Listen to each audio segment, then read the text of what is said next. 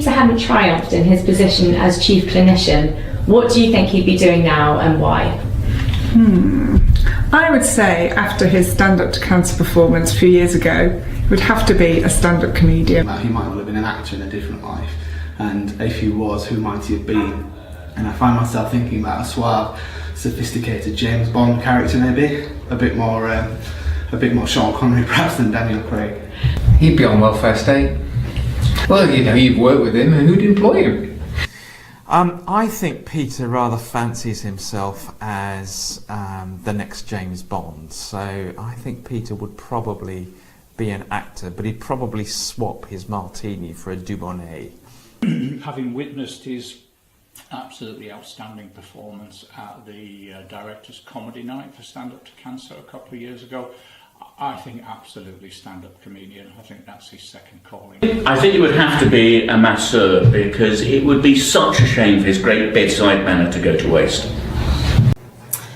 He'd be a dancer, of course. I haven't seen the footage myself, but I've heard lots about the tutu, the footlights, a natural calling. If Peter became Prime Minister tomorrow, what do you think the first law that he would pass would be? Oh, free drugs, definitely. Of the medical kind, of course.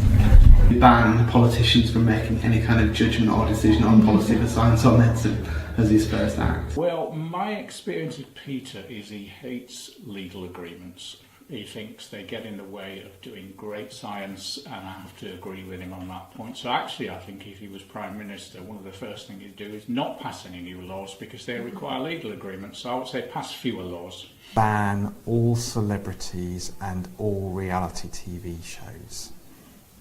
Pims at 3 o'clock. Knowing his favourite tipple, I think he'd probably have to abolish the tax on Dubonnet.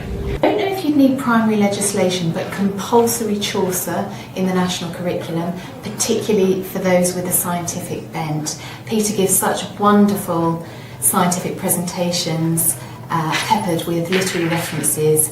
We need the next generation of scientists to be doing the same. Peter could have dinner with anyone, alive or dead. Who do you think it would be? Well, I just can't think of anybody Peter would want to have dinner with other than his fabulous EB colleagues. The Queen or Jeremy Clarkson. The Queen to carry on the conversation after the presentation of Peter's CBE.